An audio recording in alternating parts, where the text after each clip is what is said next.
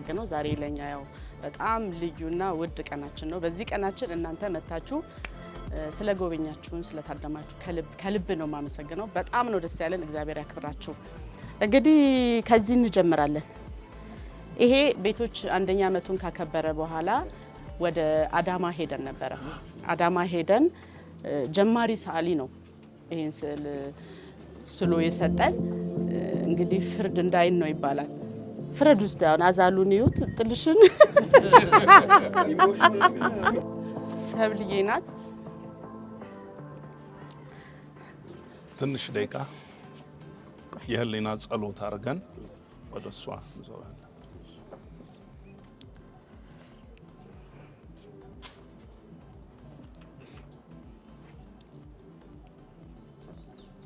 አሜን።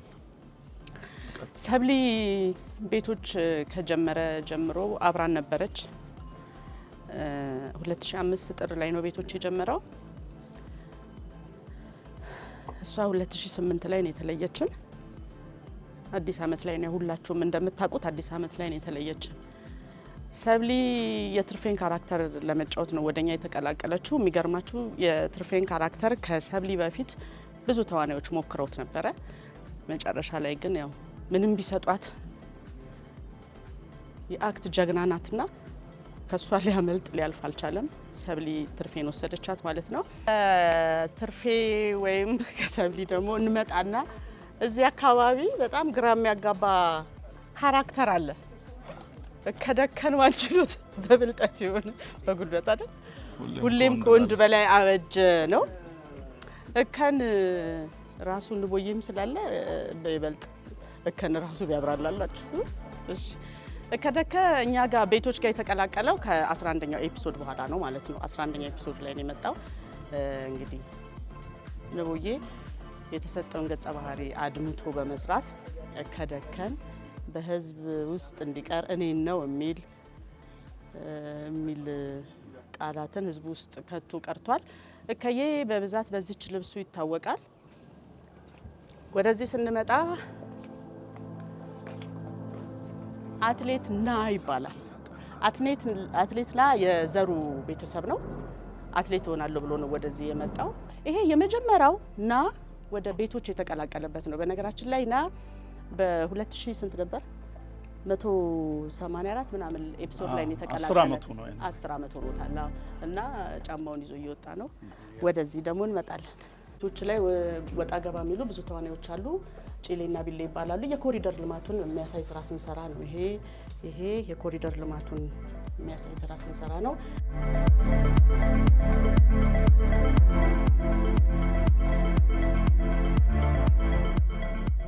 አትሌት ናን ሆኖ የሚሰራው ብስራት ገብረ ጻዲቅ ደግሞ ቀጣዩን ይቀበለኛል። አመሰግናለሁ።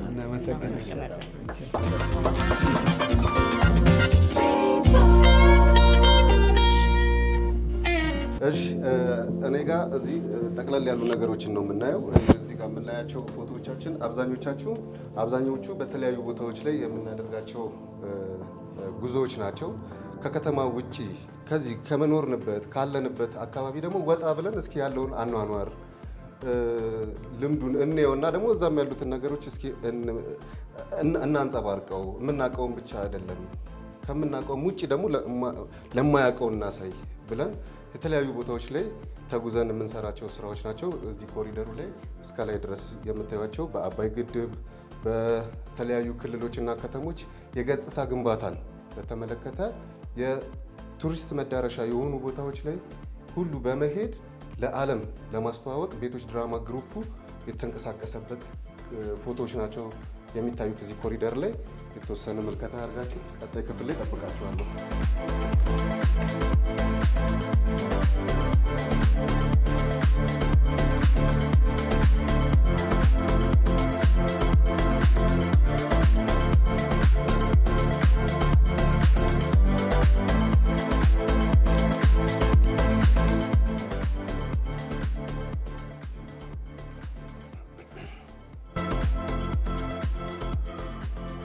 እዚህ በረንዳ ላይ ደግሞ የምናያቸው በተወሰነ መልኩ ታችን ማየታችኋቸዋል። በተለያየ ጊዜ ራሳችንንም ትንሽ ከስራ ውጭ ዘና ለማድረግ ቤተሰባዊነቱን ለማጠንከር እየተገናኘን የምንዝናናበት ጊዜ የምናሳልፍበት ነው። ግን አሁን እዚህ ከመብላቱ ከመሳቁ ከመጫወቱ ውጪ ግን ብዙ የተለያዩ የህይወት ልምዶችን ሼር እናደርጋለን። ምክንያቱም በቤቶች ውስጥ እንደ አንድ ቤተሰብ ሲገነባ የተለያየ የእድሜ ደረጃ የተለያየ የእውቀት ደረጃ ያለው ሰው ስለሆነ ያለው ብዙ ነገሮችን ሼር እናደርጋለን። እዚህ ክፍል ውስጥ ለ13 ዓመት ትዳርም ኪነጥበብም ሞክራ ያልተሳካላት የማፊ መኝታ ቤት ነው። በአንድ በኩል ደግሞ የርስቴ የታናሽ እህቷ የሴቶቹ ቤት ነው። ሴቶቹ አብረው እዚህ የሴታዊ ጉዳያቸውን ቀምረው ቻሌንጅ የሚያደርጉባት ብዙ ነገሮችን የሚፈተፍቱባት ክፍል ነች እቺ እና ምንድነው እዚህ ጋር ማፊን ትጫወትልን የነበረችው ገሊላ ርስኦም ነበረች እና ገሊላ ርስኦም በተለያየ አጋጣሚ በስራም በምንም አብራን መቀጠል ባልቻለችበት ጊዜ መተካት ስለነበረብን ያተካኩን መንገድ ደግሞ እዛኛው ክፍል ከሄድን በኋላ ብዙ አወራቸዋለሁ። ማፊን እንድትተካ መቆየት ካሳዬ ሁለተኛዋ ማፊ ነች እና የገሊላ ማፊና የመቆየት ማፊ ብለን ሁለት ቦታ አድርገን ልናያቸው እንችላለን። በገሊላ ጊዜ ካራክተሯ የማፊ ካራክተር ኪነጥበብ ላይ ያለች ነች እና የምናሳይበት ብዙ ነገር ኪነጥበቡ ላይ ያሉትን ተግዳሮቶች ነበረ የምናሳየው። ብዙ ትግል፣ ብዙ ልፋት፣ ብዙ መውደቅ መነሳቱን እናሳይባት ነበረ በገሊላ ማፊ። በኋላ ከተካን በኋላ ግን ኪነጥበቡ ላይ ደግሞ ይሄ ብቻ ሳይሆን መነሳትም ማደግም ሰክሰስ ማድረግም ይቻላል የሚለውን ደግሞ መንፈስ ለማምጣት ተጠቅመናል። የመቆየት ማፊ ልክ ስንቀይር፣ ስለዚህ በትክክልም ተቀይራ ቤተሰቡን ማኔጅ አድርጋ ቤቱን አድሳ በሌላ ወይ ደግሞ ያስኬደች ማፊ ነች። ይሄ የይበቃል መኝታ ቤት ነው። ይበቃል በኢንጂነሪንግ በማዕረግ የተመረቀ ካራክተር ነው። ደራሲው እንግዲህ ሲሰራው በኮንስትራክሽን ዘርፉ ላይ ያለውን እንዲሁም ደግሞ በዩኒቨርሲቲ በማዕረግ ደረጃ የተመረቁ ተማሪዎች ማህበረሰብ ውስጥ ገብተው እንዴት ነው ቻሌንጅ የሚያደርጉት ያንን ነገር ነው ለማሳየት እንትን ያደረገው እና የደሞዝ የምናምን ብዙ ቻሌንጆችን እንትን ያደርጋል እና ፋይናሊ ቤተሰብ ይመስርትና ቤተሰብ ሲመሰርት ከበዛ ግብ ጋር ነበር ይሄንን ክፍል የሚጋራው። ባለቤቱን ጠቅልሎ አምጥቶ እዚህ ይገባል። ስለዚህ የይበቃል ካራክተርን ይጫወትልን የነበረው አሸናፊ ማህሌት ነው። ልክ እንደ ገሊላ ሁሉ እሱም እንደምታውቁት በራሱ መንገድ የራሱን ፕሮዳክሽን መስርቶ የራሱን ስራ ለመስራት ሲል ያው እዚህ እንትን እንዳይለው ተለቆ በሌላ ሰው ተተክቷል። ተወዳጅ ቤኩማ ይባላል። እሱን ተክቶ የሚጫወተው ነው። እንግዲህ ለ8 ዓመትና ከዛ በላይ አንድን ካራክተር የተጫወተ ተዋናይን መተካት በጣም ከባድ ነው። እዚህ ጋር አንድ ቦታ ላይ ተሰበሰብንና ከደራሲም ከኢቢሲም ከተለያዩ ማህበረሰብ ተውጣቶ እነዚህ ካራክተሮች ማፊና ይበቃል የቤተሰቡ አንድ አካል ናቸው። ትልቅ ካራክተሮች ናቸው። ስለዚህ አክተሩ ሳይመቸው ሲቀር ምን እናድርግ ተባለ። ካራክተሮቹ መቀጠል አለባቸው። የእነሱን ኢንዲንግ እስከ መጨረሻው ከቤተሰቡ ጋር ቀጥለው መሄድ አለባቸው ተብሎ ትልቅ ውሳኔ ተወሰነና ወደ 1 ወር 2 ወር የሚፈጅ ከ350 በላይ ተዋናያን መጥተው በእነዚህ ካራክተሮች ላይ ተወዳድረው አየር ላይ ውሎ ህዝቡ ቮት አድርጎ የተመረጡ ይመጥናሉ የሚለውን ማህበረሰቡ እንዲቀበል አድርገን ነው የተካናቸው ማለት ነው። ይሄን ይመስላል።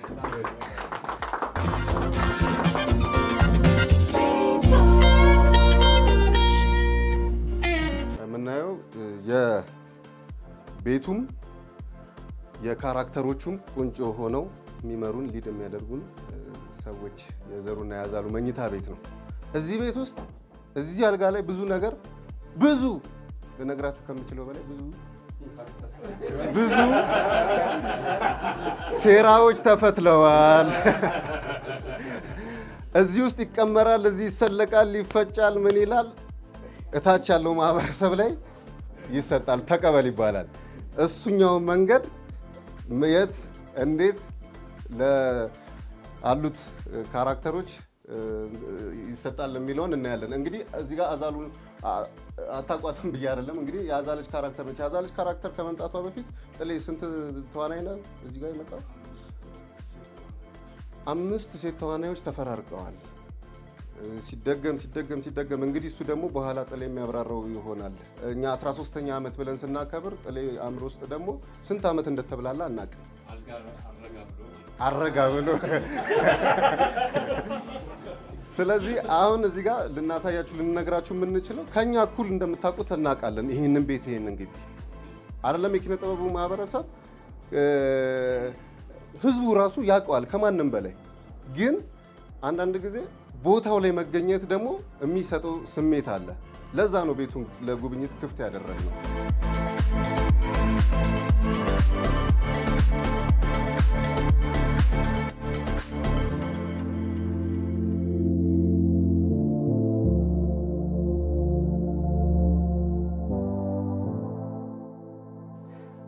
ብዙ ክፍሎቻችንን እንግዲህ 525 ክፍል ሰርተናል። ከዛ ውስጥ ብዙውን ክፍሎች ብታዩት የተነሱት ነገሮች ሁሉ ተሰብስበው ማሳረጊያ የሚያገኙት ውሳኔ የሚያገኙት እዚህ ሳሎን ውስጥ ስለሆነ ነው። ቀደም ያልኳችሁ እዛ መኝታ ቤት የተፈተለው የተሰፋው የተሰለቀው ሁሉ ነገር እዚህ እንትን ይደረጋል እና እዚህ ውስጥ ምንም ብዙ የምነግራችሁ ነገር የለም። ሳሎኑንም የምታውቁት ነው። ምንም የተለየ ነገር የለም።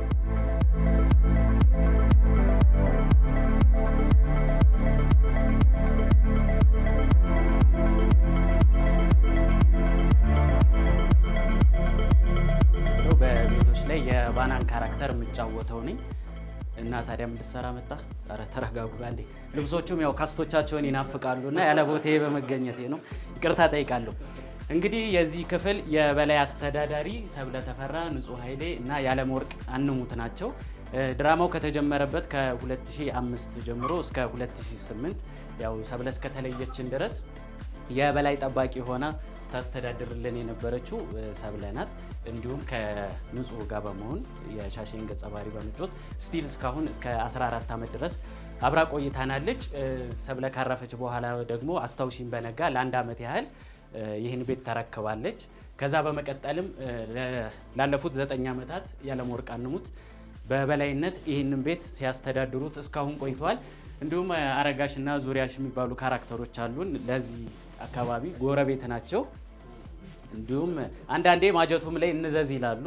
ያው የጎረቤት አይነውጣ አንዳንዴ አስቸጋሪ ነው። ቢሆንም እነ አለም እነ ሻሼ እጅ አይሰጡም እና እዚህ ውስጥ ብዙ ትልልቅ ሀሳቦች የመነጩበት ክፍል ነው። በዋናነት ግን እችን ካራክተር የሚያውቃት አለ? ከዚህ ውስጥ የሚያውቃት ካለ እሸልማለሁ። እሺ እኔ ልመልስላችሁ። ሁሌ ቀረጻ ሲኖር የምሳውን ሲን የምትሰራልን እሷ ናት። ዋናው ፓርት የምሳው ሲን የሚሰራው በእሷ ነው። እንግዲህ ከእኔ ጋር የነበረን ቆይታ የኔነች ትባላለች። ላለፉት 10 ዓመታት ምንም ሳይጎልብን ስታበላ ስታጠጣን የነበረች ካራክተር፣ ከባድ ካራክተር ነው። እንግዲህ እንደ ነሻሼ እንደነ አቢ ባይሆንም እዚህ ኪችን ድረስ መታችሁ መቼም በባዶ ወደ አይወጣም። ምንም ሙያ ባይኖረኝም እስቲ ቤት ያፈራውን ቀመሱን እባካችሁ። እንደው አፈርሰዋል ያሬ ይቻላል። በደስታ በድጋሚ እንኳን ደህና መጣችሁልን። ከዚህ በመቀጠል የኋላ እሸት የሺጥላ ያገኛችኋል። የድራማው ደራሲ ነው፣ ዳይሬክተር ነው፣ ፕሮዳክሽን ማናጀር ነው፣ ዘርፈ ብዙ ባለሙያ ነው። መልካም ቆይታ ይሆንላችሁ።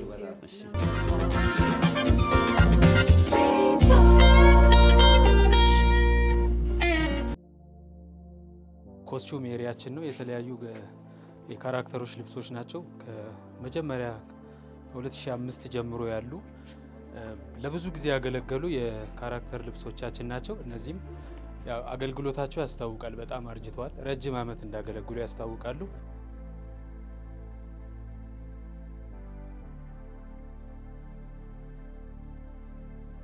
እዚህ ክፍል ጠበቃና የቀበሌ ሰራተኛ ካራክተር ቤት ነው ይሄኛው ያለው። እዚህ ቤት ውስጥ ጠበቃውን ለየት የሚያደርገው ነገር ባለቤቱን አፋቶ ነው ያገባው። ራሱ ችሎት ቁሞ በደንብ ታግሎ ተከራክሮ ካፋታ በኋላ ባለቤቱ ያደረጋት የቀበሌ ሰራተኛ ናት። እዚህ ቤት ውስጥ ነው የሚኖሩት። እንግዲህ ባጭሩ ደራሲና የዳይሬክተሮች ክፍል ነው። እዚህ ጋር የምናያቸው በቤቶች ድራማ በድርሰት ብዙ ብዙ ያደረጉ ሰዎች ናቸው። አሸናፊ ያለ፣ ተስፋ ነዳ ያለ፣ ይታገሱ ገስ ተጫኔ፣ ብስራት እኔ ያለው የዋለሸተሽ ጥላ፣ እዚህ ጋር መስፍን አለ፣ እዚህ ጋር ሰብስቤ ያለ፣ እዚህ ጋር ውብሸት በሻውረድ የሚባሉ ለቤቶች ድራማ ከ2005 ጀምሮ ትልቅ አስተዋጽኦ ያደረጉ ደራሲያን ናቸው። በዚህ በኩል ደግሞ ዳይሬክተሮች ናቸው። የመጀመሪያው ዳይሬክተራችን ይታገሱ አለ። ጥልሽም የቤቶች ድራማ ብዙ ክፍል ዳይሬክተር ነው። ማኪ አለች፣ አሸናፊ ማለት አለ፣ ብስራት ገብረ ጻድቅ አለ እና እኔ ያለው ከሲዝን 1 እስከ 305 ክፍል ነው ያለን። የመጨረሻው 526 ክፍል ነው ያለው። ለሳምፕል ያክል እነዚህን ያስቀምጥናቸው ናቸው። እነዚህ ከነ ርዕሶቻቸው የተቀመጡ ምንም የተደገመ ርዕስ የለም።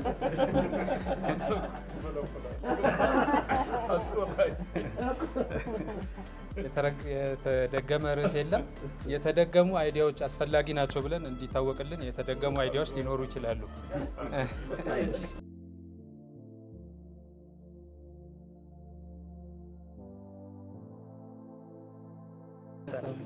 እንግዲህ የካሜራ እንትናችን ይሄን ይመስላል። ከዛሬ 13 ዓመት በፊት ጀምሮ ስንሰራባቸው የነበሩ የማቴሪያሎች ናቸው እነዚህ። መቼም ያስቃል አይደል? ይሄ ቡምስቲክ ነበር ብላችሁ ያስቃል አይደል? እውነት በፎቶ ማየት ይቻላል። እዚህ ጋር የዛሬ 13 ዓመት ስንጀምር ቡምስቲክ በዚህ ነበር የምንጠቀመው። ከዛ እያለ አሁን ዘመኑ እስከደረሰበት ደረጃ የደረስነው የድምፅ አክሰሰሪዎቻችን እነዚህ ይመስላሉ። ላይት ስታንድ እንደዚህ እንደምታዩት ሞደፊክ ተሰርቶ እጃችን እየተቆነጠጠ ነበር የምንሰራው። ላይት በፓውዛ ሁሉ ነበር ስንጀምር የነበረው። እንደውም አንድ ጊዜ ፈንድቶ ብዙ አክተሮች ተቃጥሎ ያውቃሉ። ባልቦች ይፈነዳሉ እነዚህና ምንም ፕሮቴክሽን ስላልነበራቸው የመፈንዳት ነገር ነበራቸውና ከዛ ቀጥሎ ወደ እነዚህ እያልን እነዚህ ቴክኖሎጂዎች እያልን አሁን በመጨረሻ ያለንበት ወደ እነዚህ ወደ አምራን ከሞላ ጎደል እነዚህ ናቸው ያሉት። እዚህ ጋርም የፕሮዳክሽን ክሩ ናቸው። ያው አክሊሉ ኤዲተር ነው። ወንዴ የሳውንድ ማን አለ። ኤዲቲንግ ደግሞ በፊት ገና ሲጀመር ያው አናሎግ ስለነበረ በ760 ነበር የሚሰራው። ምክንያቱም ኤችዲም ስላልነበረ የምንሰራው በዛ ዘመን በእነዚህ ነበረ። አሁን ወደ ጌሚንግ አካባቢ ደርሰናል። ከኤዲቲንግ አካባቢ ነው። ካሜራ ስንጀምር ያው እነዚህን ካሜራዎች መቼም የማያውቅ አለ ብዬ አላስብም። በጣም ባለውለታ ካሜራዎች ናቸው። ለኢትዮጵያ ሲኒማ ትልቁን አስተዋጽኦ ያደረጉት እንደነ ስሬት እነ ሚዚዎቹ በጣም ብዙ አጋዚ ኦፕሬሽን ሁሉ የተሰራባቸው ካሜራዎች ናቸው። በእርግጥ ሙሉ ፉል ኤችዲ አይደሉም። ኤችዲ ሊንክ ናቸው እና በሚኒ ዲቪ በእነዚህ ነበር የሚሰሩት የነበረው። ቀጠልና ወደ ዲኤስኤልአር ስንመጣ ማርክ 3 ቆንጆ ካሜራ ነበር በወቅቱ። ቀጠልን ወደ ማርክ 4 መተን አሁን ዘመኑ ያፈራው የሶኒ ያው የካሜራ ባለሙያዎችን እየቀረጸበት ያለው ሶኒ FX3 ሲኒማ ካሜራ ኦልሞስት 1 ዓመት ከምናምን ነው።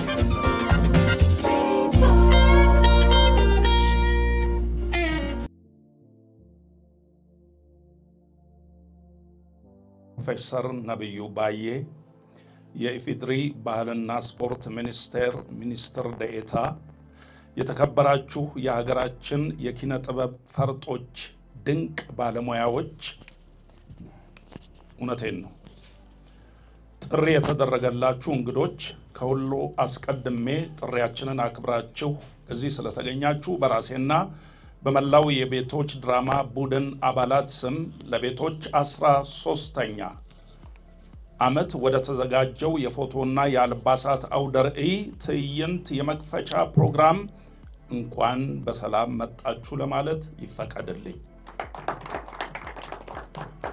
ዛሬ ከረጅም ዓመት በኋላ ዳግመኛ ልትጎበኙን የመጣችሁ የቀድሞ አብሮ ሰራተኞች፣ ተዋናዮች፣ ዳይሬክተሮች፣ ጸሐፊ ተውኔቶች ካላችሁ እንኳን ደህና መጣችሁ ልላችሁ እወዳለሁ።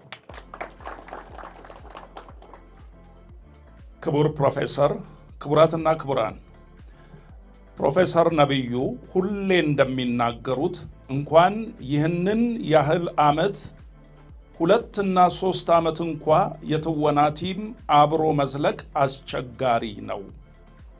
ቢሆንም እናንተ ግን ይላሉ። ሌላውን እሳቸው ይሞሉበታል። የእህታችን የሰብለ ህልፈትን ተከትሎ ተፈጥረው የነበሩ መፍረክረኮች፣ አብረውን የነበሩ የጀመሩ ተዋንያን ማቋረጥ፣ በየጊዜው የሚቀሩና የቀረጻን ሥራ የሚያስተጓጉሉ አባሎቻችን የሚፈጥሯቸው ችግሮችና ሌሎች ድራማን ለማቋረጥ ከበቂ በላይ የሆኑ ምክንያቶች ናቸው። ነገር ግን ስንጀምር ያስቀመጥነውን ግባችንን የጀመርነውን ራዕይ ሩቅ ያሳየንን ፈጣሪ አምላካችንን እግዚአብሔርን ስለምናምን መሃል ላይ ትቶን አልሄደምና በጽናት እንድንጓዝ ምክንያት ሆኖናል። ከዚህ በተጨማሪ የኪነ ጥበብ አፍቃሪው ሕዝባችን የሰጠን አደራ እስከ ፍጻሜው እንድንጓዝ አድርጎናል። ሲትኮምን በሀገራችን የድራማ ታሪክ ፋና ወጊ ሆነን እንደጀመርን በ13 ዓመት ጊዜ 525 ክፍሎችን በአንድ ጣቢያ በኢቲቪ ብቻ ተወስነን ለሕዝባችን በታማኝነት በማድረስ የረዥም ዓመት ያለማቋረጥ የሄደ ድራማ እንደመሆኑ ወደፊት በሚኖረን ፓናል ዲስከሽንን ተጠንቶ የሚቀርብበት ሁኔታ እንደተጠበቀ ሆኖ በሲትኮም ደረጃ በአፍሪካም የመጀመሪያዎቹ ብሎም የዓለምን የሲትኮም ሪከርድ የምንጋራ በመሆናችን በኪነ ጥበቡ ዘርፍ ኃላፊነታችንን ከመወጣት አኳያ የበኩላችንን አድርገናል ማለት እንችላለን። ታህሳስ 18 ቀን 2018 ዓመተ ምህረት የቤቶች ድራማ 13ኛ ዓመት ከቀኑ 11 ሰዓት ጀምሮ በአድዋ ሙዚየም በተለያዩ የኪነ ጥበብ ሥራዎች እንደሚደምቅና የ3 ሰዓት የላይቭ ቀጥታ ስርጭት ፕሮግራም የሚከበር መሆኑንና ይህ የዛሬው አውደ ርዕይ የበዓሉ አንድ አካል መሆኑን እየገለጹ ሁላችሁንም ጥሪያችንን አክብራችሁ እዚህ ስለተገኛችሁ ከልብ አመሰግናለሁ።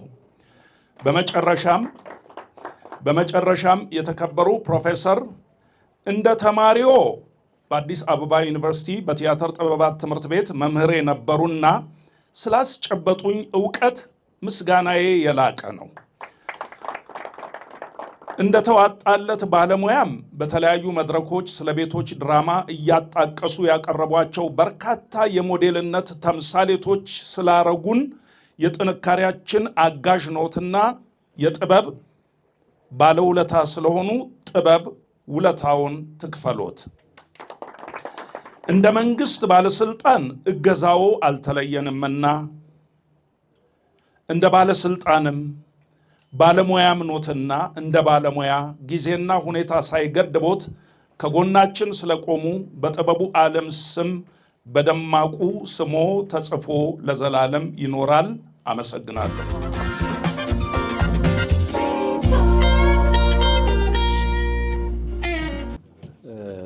መቼም ፈጣሪ እድል እያበዛ በሚሰጣችሁ ጊዜ እንዲህ አይነት ታሪኮችን በህይወት ቆይታችሁ ለማየት እድል ታገኛላችሁ። ጥላሁን ጉግሳ የሚለው ስም ብቻ በኢትዮጵያ የቲያትር ታሪክ ውስጥ እጅግ ጉልህ ነው። ምናልባት በልጅነት በወጣትነት የጥበብ ፍቅር ገና በወሰደን ጊዜ ገና እየሳበን እየጠራን በነበረበት ጊዜ ከጠሩን ስሞች መካከል አንዱ ይሄ ስም ነው። ራስ ቲያትር ሲኒማ ራስ የኢትዮጵያ የቲያትር ወርቃማ ዘመን ተመልካቾች ከቲያትር ቤቶች በሰልፍ በሚመለሱበት ዘመን፣ ሰልፎች መርካቶ ጠዋት በሚያዙበት ዘመን፣ በሙዚቃም በቲያትርም ሲኒማ ራስ የሚባለው ራስ ቲያትር የሚባለው ቤት በጥበብ ውስጥ ደምቆ በሚታይበት ዘመን ጥላሁን ጉግሳ የሚባለው ስም በጣም ትልቅ ስም ነበረ። እኛ ደግሞ ጊዜ አግኝተን አሁን እኛ አመስጋኝ አድገን ማለት ነው እነ ጥላሁን ደግሞ እዚህ ቁጭ ብለው ተመስጋኝ የሚሆነው ይሄ ፈጣሪ ፈቃድ ብቻ ነው። እኔ እንደ ቀላል አልወስድም ሁሉንም ነገር። አሁን ስለደረስኩ ቀላል ነው ብዬ አላምንም። ሁልጊዜም ፎር ግራንትድ አልወስድም ምንም ነገር እና ከዚህ ሰውዬ ጋር ቆሜ እኔ ላመሰግነው ስለቻልኩኝ ፈጣሪን አመሰግናለሁ ማለት ነው። ቤቶች ከመሬት የተነሳ ነገር አይደለም፣ ከባዶ ቦታ የመጣም ነገር አይደለም። ሰውየውን ተከትሎ የመጣ የጥበብ ውጤት ነው። በኢትዮጵያ ውስጥ የመጀመሪያውን ሲትኮም ያበረከተልን አጥኚዎች፣ እንግዲህ ዩኒቨርሲቲ ያላችሁ ሰዎች፣ የተማራችሁ ሰዎች፣ ሌሎችም ተመራማሪዎች ከስር ከመሰረቱ ሁሉንም ነገር እንደምትመለከቱት ተስፋ አድርጋለሁ። ስለ እያንዳንዱ የሥራ ውጤት ማለቴ ነው። ታሪኩም በታሪክ አንጻርም በይዘት አንጻርም በቅርጽ አንጻርም ልታዩት ትችላላችሁ። አንዳንድ ነገር ይባላል፣ ታሪክ ሲሰራ አይታወቅም ይባላል። ታውቃላችሁ፣ ያው ሲሆን ነው በኋላ ሰዎች ታሪክ የሚሉት። ይሄ በ13 ዓመት ውስጥ የተጻፉት ተውኔቶች፣ የተነሱት ርዕሰ ጉዳዮች፣ የተደፈሩት ድፍረቶች፣ በግልጽ የተነገሩት ነገሮች፣ የተተቹት ትችቶች፣ እንደ ማህበረሰብ የተተቹት፣ እንደ ግለሰብ የተተቸ ነው፣ እንደ ሀገር የተተቸ ነው፣ እንደ ባህል የተተቸ ነው። ሁሉ አባት ልጁን ቆንጥጦ እንደተቸው ትችት ልጆች አሳድጋችኋል። እናንተ ትውልድ አሳድጋችሁበታል። የተቻችሁት አሰራር፣ የሀገር ጉዳይ በሙሉ እንዳይደገም አስተዋጽኦ አድርጋችኋል። ኩራት ደግሞ እንደ ሰው የሚያኮራ፣ እንደ ማህበረሰብ የሚያኮራ፣ እንደ ሀገር የሚያኮራ ነገር ደግሞ ተረስቶ እንዳይቀር ኩራቱን አውጥታችኋል። ሚዲያ ስለሆናችሁ ስለ ግድብ ሰርታችኋል እኮ አይደለም? ዛሬ አይደለም ሲታሰብ ሲሰራ ቦታው ድረስ ሄዳችሁ የኢትዮጵያን የቱሪዝም ሳይቶች በሙሉ በጣም ያስደንቀኝ ነበር። ለጥሌ ደውልለት ነበረ። ላሊበላ፣ ጎንደር። ይሄ እኔ እንደ ሲትኮም የመዝናኛ ትርኢት ብቻ አይደለም። ልክ ኢትዮጵያን እንቃኛት ብለን በሬዲዮ እንደምንናገረው አይነት ፕሮግራም በውስጡ ብዙ የኢትዮጵያን መዳረሻዎች ያሳየ ነው። የቤተሰብ ላይፍ ብዙ ጊዜ በታሪክ አይመዘገብም። ለምሳሌ በዚህ ዘመን የነበረው ቤተሰብ፣ ኢትዮጵያዊ ቤተሰብ፣ በዚህ አይነት ስታንዳርድ የሚኖረው ቤተሰብ፣ በከተማ የሚኖረው ቤተሰብ ታሪኩ ምንድን ነው ተብሎ ወደፊት ቢጠና እንዴት ያስብ ነበር? አባትና ልጅ እንዴት ነበር ግንኙነታቸው? ልጆች ምን ያስቡ ነበረ? እንዴት ነበረ የሚነጋገሩት? በዚህ ያሉት መሳሪያዎች ምን ይመስሉ ነበር? ቴሌቪዥኑ ምን አይነት ነበር? ስልኩ ምን አይነት ነበር? መቀመጫው ምን አይነት ነበር ቢባል እኮ ቤቶች ልክ እንደ አንድ የታሪክ ምንጭ ሆኖ ይጠናል ወደፊት። የዛሬ 100 ዓመት እንግዲህ ፈጣሪ እስካለ ጊዜ ድረስ ማለት ነው። ቤቶች እንግዲህ ማይነቀነቅ ታሪክ ነው የተከልከው። የመጀመሪያ ብቻ መሆን ሳይሆን ረጅሙ ሲትኮም ነው። እንዳልነው ባለፈውም እንዳነሳ ነው አፍሪካ ውስጥ እንደዚህ አይነት ረጅም ሲትኮም ያለ አይመስለኝም። በዓለምም ደረጃ ቢፈለግ ከ1 እስከ 10 ባሉት ውስጥ ሊሆን ይችላል። ቤቶች በርዝመቱ ማለት ነው 500 ምናምን ክፍል በጣም አስደናቂ ነው። እጅግ እጅግ አስደናቂ ነው። እንግዲህ የበለጠውን እድል እመኝላችኋለሁ። ወደ ተዋናዮቹ ሄጄ አመስግኜ ብሄድ ደስ ይለኛል። ንብረት እዚያ ያለው ንጹህና ያለው ከቆያችሁት ተዋናያን ማለቴ ነው። ወጣቶችም አሁን የመጣችሁ አላችሁ። እናንተም መመስገን አለባችሁ። ፕሬሸር በጣም ከባድ ፕሬሸር ነው ያለው። በተለይ እያደጋችሁ እየታወቃችሁ ከፍ እያላችሁ ስትሄዱ የሰዓት የጊዜ ፈተና ይመጣል። ጊዜን መስጠት ስለሚፈልግ እንደዚህ አይነት ተከታታይ ድራማ ብዙ ረጅም ጊዜ ይፈልጋል። ይሄንን የሰራሁበት ነው። ይሄንን ፕሮፌሽናል የሆነ ኃላፊነት ተሸክሜ መጨረስ አለብኝ፣ መጓዝ አለብኝ ማለት የእናንተንም ኃላፊነት ይፈልጋል። እኔ ለጽኑ ሰው ትልቅ ክብር አለኝ። በብዙ ነገር ለሚጸኑ ሰዎች በጣም ክብር አለኝ። በተለይ አሁን መንግስት አካባቢ ስሰራ ማንኛውም ስራ፣ ማንኛውም ህይወት፣ ማንኛውም ነገር ጽናት እንደሚፈልግ ተምሬያለሁ። ጽኑ የሆኑ ሰዎች ብቻ እዚህ ዓለም ላይ ሰክሰስፉል ይሆናሉ እና ከምንም በላይ ከጂኒየስ ሰዎች በላይ ጽኑ ሰዎችን አከብራለሁ እና እዚህ የማያችሁ በጣም ጎበዝ ተዋናያን ሆነው የተለያየ ችግር የስነ ምግባር ችግር ካላቸው ሰዎች ምቀናባችሁ ናችሁ ማለት ነው። በጽናታችሁ የምታስቀኑ ናችሁ። ይሄ ደግሞ ፈጣሪ የበለጠውን ይጨምርላችሁ፣ ጊዜ ይስጣችሁ፣ የበለጠ የምታገለግሉበት ኢትዮጵያን ሕዝብ የበለጠ የምትሰሩበትን ደግሞ ፈጣሪ ይስጣችሁ እላለሁኝ።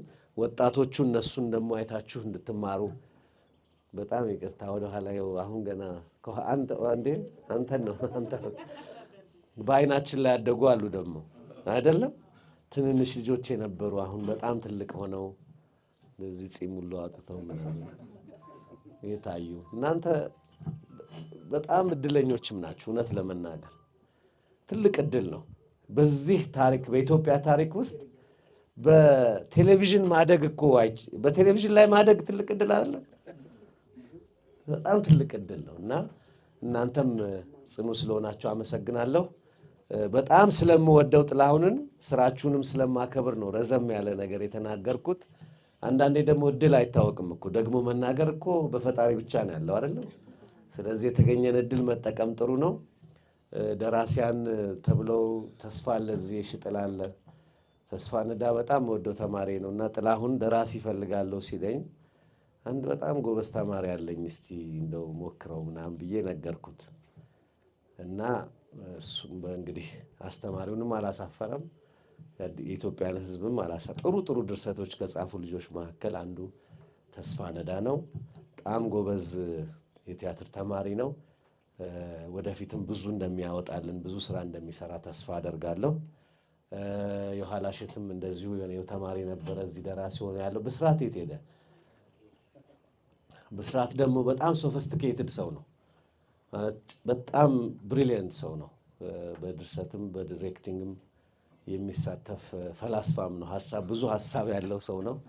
ለዛው ይመስለኛል አሁን ብዙ የተለያዩ አይነት ሀሳቦች ይመጣሉ። ቅድም አይታችሁ እንደሆነ ቢያረጁስ ሰዎቹ ለምሳሌ ብሎ ማሰብ ትልቅ ሀሳብ ነው እና ሰው በጣም ክሬቲቪቲ ይፈልጋል እና ተስፋም የኋላም ብስራትም ሌሎችም ያልጠራዋችሁ ክሬቲቭ ስለሆናችሁ ነው ይሄን ያህል ለመሄድም የቻለው እላለሁ። ዊሽ ዩ ኦል ዘ ቤስት። መልካም ድል ሁሉ ይላችኋለሁ።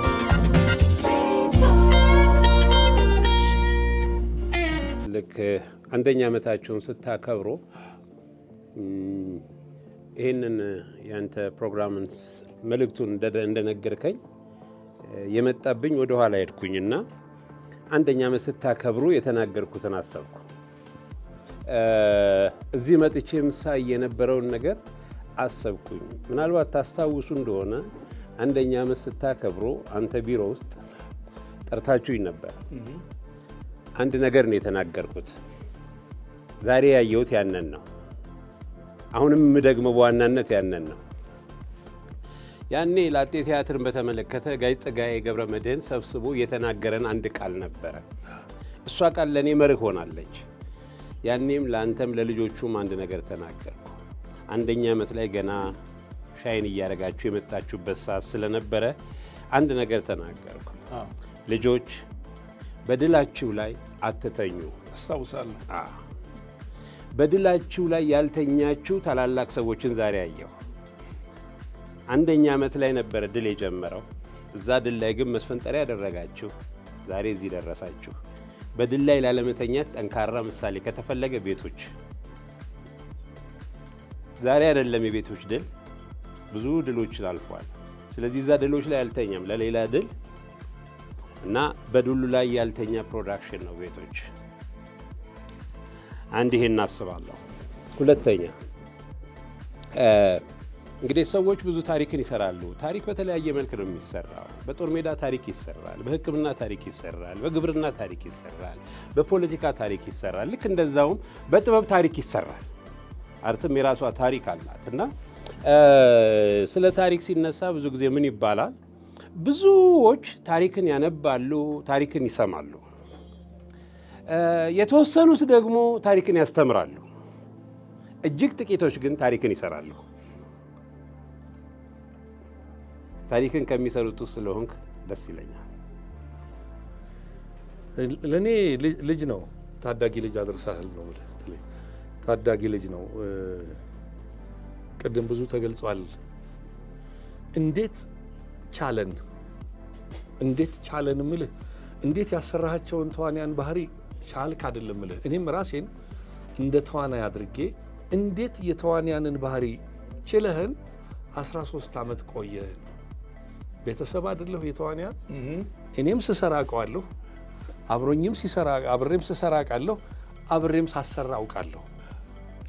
አንድ ፊልም ለመጨረስ ያለውን ትግልና ያለውን መፋለም አየዋለሁ። ይሄ 13 ዓመት ከባድ ነው። ምክንያቱም እኔ ራሴን አንተ ቦታ አስቀምጥና 13 ዓመት እጓዛለሁ ብዬ ስነሳ መጀመሪያ ሰዎቹን ያለው ይሄ ትዕቢተኛ ነው አይደል? ይሄ እንዴት ነው ማበርደው ብዬ ነው መጀመሪያው እንጂ ይሄ ሁሉ ጊዜ ማየት ወይም እኔ የማላቀው የጥሌ ሌላ ገጽታ አለ፣ የማላቅህ ገጽታ አለ ማለት ነው። እዚህ ማኔጅመንት ላይ የማላቅህ ገጽታ አለና እኔ ቁጭ ብዬ ቅድም እያየሁ ቁጭ ብዬ ማውራት አለብኝ። ቢያንስ 3 ዓመት 4 ዓመት ተከታታይ ድራማን ልሰራ ብል መጀመሪያ ከጥሌ ጋር ማውራት አለብኝ ብዬ እያሰብኩት ያለሁት ነገር አለ። አሁንም ደግሜ የምናገረው አንድ ቃል ያ የዛሬ 13 ዓመት የተናገርኩትኝ በደላችሁ ላይ ያለመተኛት ቀደም ሁሉ ከወጡ በኋላ ተመልሼ ያየሁት አንድ ፎቶ ነበረ። ትኩረቴን የሳበው እሱ ነው። ወደፊት ምን ይሆናሉ የሚለው በስሮ እየታይ ነበር አይደለም። ተመልሼ እሱን ፎቶ ነው ያየሁት። ቪዥን ነው በቃ፣ ዝም ብሎ የሚቀመጥ ነገር የለም። ራዕይ ነው። አለበለዚያማ ጅል ሆናችኋል። አለበለዚያማ እስካሁን አልተራመዳችሁም። ያ ነገር ሊገዛችሁ ይገባል። ዝም ብሎ የመጣ ሀሳብ የለም። እኔ አልረዳም፣ እንደሱ አይነት ነገር የለኝም። አንድ ሀሳብ ከመጣና ሂውጅ ሆኖ ከአእምሯችሁ ወጥቶ ለዛውም በምስል ከገለጻችሁልን ሊሆን እንደሚችል አምናለሁ። ምክንያቱም የሆኑት ሁሉ አይሆኑም የተባሉ ስለሆኑ ማለት ነው። ከዚህ በኋላ ምን አይሆኑም አለ። እግዚአብሔር ዘመን ከሰጣችሁ ቅድም ፕሮፌሰር ነብዩ እንደተናገረው አንዳንድ ጊዜ ማኔጅመንትን ከተፈጥሮ እንማረዋለን፣ ከአብሮ መስራት እንማረዋለን። ሁል ጊዜ ላለሁኝ አብሮ መኖርን ማንም ሰው የትም ኮሌጅ ገብቶ የማይማረው ትምህርት ቢኖር አብሮ መኖርን ነው። ከየትኛውም ዩኒቨርሲቲ አትማረው። አብሮ መኖርን የምትማረው አብሮ ከመስራት አብሮ ከመኖር ነው። በቃ ከመኖር ነው የምትማረው። አንተ ደግሞ ማኔጅመንትን ይሄው ከመኖር ተማርከው። ይሄ ቀላል ይመስላል ስላልተጠና ነው እንጂ አርት ማኔጅመንት ነው። በቃ ይሄ እንዴት ነው የሰዎችን ሳይኮሎጂ መያዝ የሚቻለው? የጥበብ ሰዎች ናቸው ሁሎቹም እዚህ ውስጥ ያሉት። ዘመናቸው ይለያይ እንጂ የጥበብ ሰዎች ናቸው። ይሄን የጥበብ ሰው ጭንቅላት ተቆጣጥሮ በተለያየ እውቀት፣ በተለያየ እድሜ፣ በተለያየ ትምህርት፣ በተለያየ ጾታ፣ በተለያየ የኑሮ የህይወት የአካባቢ ዘይቤ ውስጥ ያሉትን ሰዎች አንድ አድርጎ 13 ዓመት this is an art management ማለት ይሄ ነው። ያው የኮሜዲ አንዱ ባህሪ ነገሮችን ገልብጦ የማየት ጉዳይ አይደለም።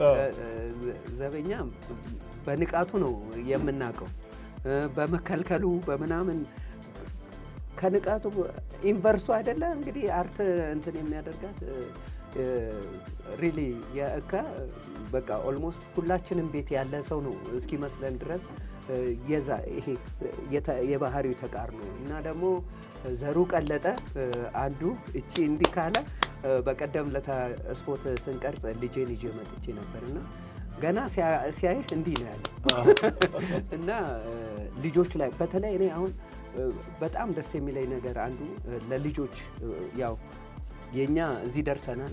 ወደፊትም እግዚአብሔር አምላክ ነው እድሜ የሚሰጠው፣ ትቀጥላላችሁ። ግን ትልቁ ነገር እኔ አሁን እንደዚህ ፖይንት አድርጌ የሚሄደው ልጆች ላይ ያሳደራችሁት ተጽዕኖ፣ ልጆች ላይ ያሳደራችሁት አሻራ ቀላል አይደለም እና በእውነት ትልቁ የሚከፍላችሁ ነገር ምንድን ነው? የመንፈስን እርካታ የሚሰጠው ልጆች ላይ ቤቶች ድራማ ያሳደረው ተጽዕኖ ልጆችን በማሳተፍ ረገድ ማሳተፍ ብቻ ሳይሆን ልጆችን በማሳደግ ረገድ ያደረጋችሁት ነገር ቀላል አይደለም። በተለይ ህፃናት ላይ የሰጣችሁት ፎከስ በጣም ደስ የሚል 525ኛ ኤፒሶድ ነው። ኢስቴንደር አለ አሁን ቢቢሲ ላይ የሚተላለፍ በጣም ረዥም ዓመት አሁን ወደ 40ኛ ዓመት አልገቡም። 7232ኛ ላይ ነው ያሉት። እነሱ በሳምንት 4 ቀን ነው የሚሰሩትና አሁን በምን ስሌት ነው በሳምንት 1 ቀን ባይሆን ኖሮ እጥፍ ሄደው ነበር። በሳምንት 3 ቀን እኮ ቢያደርጉት ኖሮ ደርሰው ነበር እያልኩ ለራሴ ስሌት እየሰራሁ ነበርና እመኛለሁ።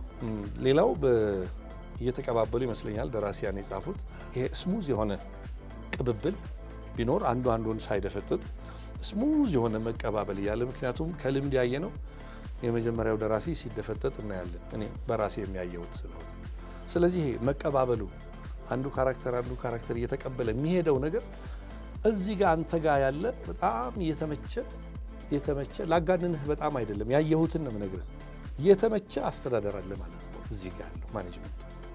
በህይወቴ በግሌም ከቤተሰቡ ጋር ኖር ያለው ከጓደኞቼም ጋር ብዙዎቹ ጓደኞቼ ከነባ ጀምሮ ከ25 ዓመት በላይ የቆየና አንድ ማህበርም አለኝ ጽዋ የምንጠጣበት እሱ ደግሞ ወደ 5 ዓመት ሆኖታል። በህብረት በጓደኝነት ኖረናል። ግን በስራ 13 ዓመት መቆየት በጣም እኔ በ13 ዓመት ውስጥ አንድ 3-4 መስሪያ ቤት ቀያየር ነው እና በስራ አንድ ላይ ዘልቆ 13 ዓመት ከአሁን ከነልብረትን አያለው ሌሎችንም አያለው ትንሽ ሆነው ደግሞ ትልቅ የሆኑ ጺም አብቅለው ድምጻቸው ተለውጠው አይቻለውና በዚህ በእውነት ሳላደንቅ አላልኩም። 13 ዓመት ውስጥ በስራ አንድ እንኳን እኮ የሆነ ነገር ለመስራት ግጭቱ በጣም ብዙ ፋይቲንግ አለና በ13 ዓመት ውስጥ በስራ አባት ሆነ የራስ ኢጎ ሳይገድብህ ምን ስለሆነ ነው ሳትል 13 ዓመት ሰዎችን አቅፎ መሄድ በእውነት ትልቅ ጸጋ ነው። ይሄ ከፈጣሪ ካልሆነ በስተቀር ለእኔ ከብደኛል አእምሮዬ እና እግዚአብሔር እንኳንም ረዳህላል። እዚህም ከዚህም እኮ ሆነው አንተ ጋር እየሰሩ አድገው ሰክሰስፉል የሆኑ ልጆች አሉ። ለምሳሌ ንብረት መጥቀስ ይችላል። አንተ ጋር የምናውቀው አሁን ሌላ ነው። በጣም ስሙ ከፍ ያለ ልጅ ሆኗል እና ይሄ ነው እኮ መሰረትም እየሆንክ ሌሎቹንም እያወጣ እዚህ አድርሰሃልና ድራማው ብቻ አይደለም ጥሌ ወደ ጎን የዘራሃቸውም ነገሮች ቀላል አይደሉምና በድጋሚ እንኳን ለዚህ አበቃ። ተዋንያኑም ደራሲያኑም የካሜራ ባለሙያዎቹም ሁሉም እንኳን ለዚህ አበቃችሁ እላለሁ። በተለይ ለኛ ወይም ደግሞ ቀጣዩ ጄኔሬሽን እንዴት ማለት አርት አንድ ዝም ብሎ እንደ አርቲስት ራሱ አዲስ ነገር መፈለግ በጣም ትልቅ ነገር ነው አይደል? ግን ሰስተነብልነት ዲስፕሊን የሚባል ነገር ግን ለአርት በጣም ሲሪየስ ነገር ነው እና እኛ ታላላቆቻችን አባቶቻችን እናንተን ሁሌም የሚያስመሰግነው ነገር በተለይ ከቲያትር ጀምሮ ምን እንደተማራችሁ ባናቅም ከእናንተ ልንማር የሚገባው ትልቁ ነገር ዲስፕሊን ነው። በጣም የሚገርም ስርዓት አላችሁ። በጣም የሚገርም ማለት ነው። ስቴጅ የምታከብሩበት መንገድ፣ ሰዓት፣ የጊዜ ዋጋ፣ ለጊዜ የሚሰጥ ዋጋ እና ደግሞ ለሚሰራውም ስራ የሚሰጠው ዋጋ ፍጹም ነው። በጣም ይገርመኛል። ልክ ሰው ቤተክርስቲያን ሲሄድ እንደሚያከብረው ልክ በቃ የሚሰራውን ስራ እንደዛ አክብሮ ነው እና የእናንተ ክብር ይደርብን ነው የምንለው። ቅድም ብያለሁ፣ መመረቅ ነው ያለብህ። አሁን አንተ ጋሼ ከአንተ ምርቃት ነው የሚያስፈልገው። ትውልድ መመረቅ ምርቃት ራሱ በጣም ያላል ብሌሲንግ ማተር ያደርጋል በጣም። ምክንያቱም ይሄ ጽናት፣ ይሄ ዲስፕሊን ከምንም አይገኝም። ልጆቹን ልጅ አድርገህ ባታይ አይቆዩም። አክተሮቹን የኔ ብለህ ባታላቸው ኖሮ አላል በቃ ሾው የነሱ እንዲሆን ባትሰጥ ኖሮ ይሄ ነገር አይሆንም። አሁን በደንብ አውትሶርስ አድርገህ ዲስፕሊኑን አንተ አንድ ቀን ብታረፍድ፣ አንተ አንድ ቀን ነገሩ ሲደክም ብትተው አይሆንም እና ኢንስፓየርድ የሆንክ ቀን ብቻ ብትሰራው አይሆንም እና አርት ደግሞ ዝም ብሎ በኢንስፒሬሽን እና በሞቲቬሽን ብቻ የሚሰራ አይደለም። በፍጹም ዲስፕሊን በወታደራዊ ዲስፕሊን የሚሄድ ነገር ነው እና አንተ አርአያ ባትሆን ይሄ ነገር ይፈጠራል ብዬ አላምንም እና ይህንን እኔ